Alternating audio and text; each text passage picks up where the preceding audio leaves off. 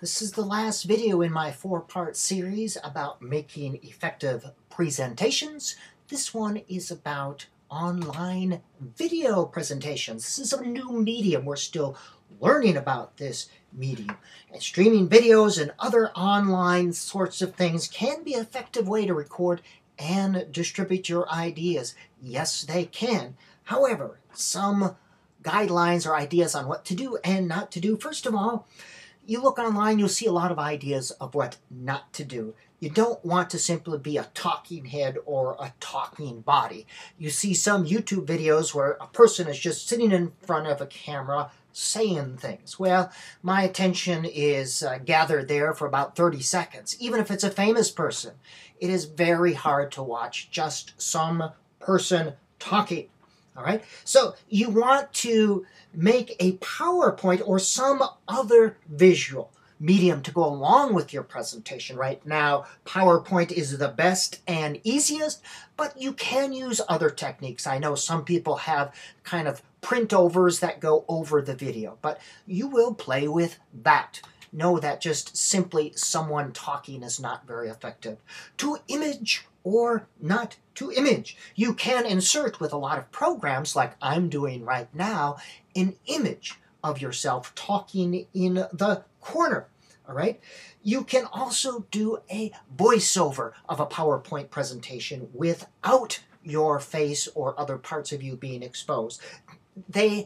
It can be done to differing effects. They each have differing effects. There's not one universal right or wrong.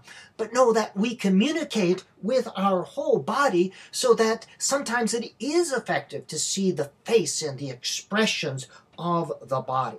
As well, you make more personal connections in this very impersonal medium if you can see the person that's talking to you. However, there are places for a voiceover, a PowerPoint voiceover. What I use a voiceover when I don't want to become a distraction, when I want the listener, the audience, to focus just on the ideas and the pictures.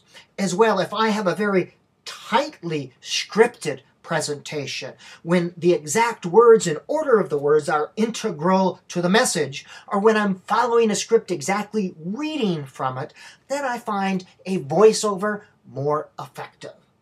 Duration, another point. This medium is different. Again, it's harder to stay engaged in an online lecture. You're sitting by yourself, no interaction. I have found that 3 to 8 minutes is the ideal for this short YouTube type video. Anything in longer than that, it gets hard to attend to.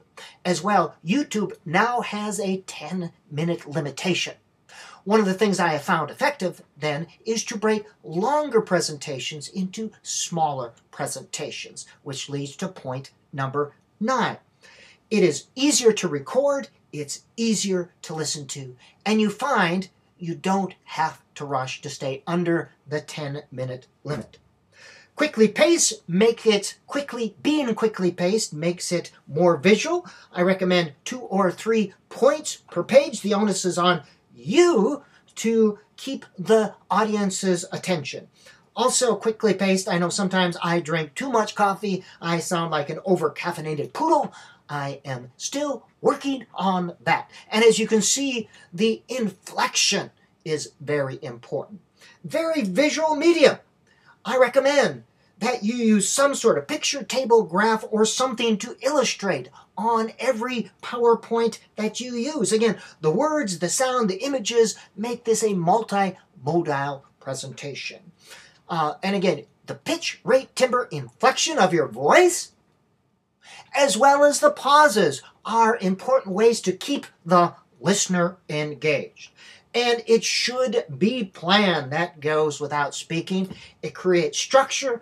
The audience can see the structure, and it enables the audience member to encode the information more effectively. Having it planned also allows you, or hopefully should enable you, to look into the camera more. All right, a video presentation on video presentations, it's always nerve-wracking because you are evaluating this presentation, I'm sure, as I am making it.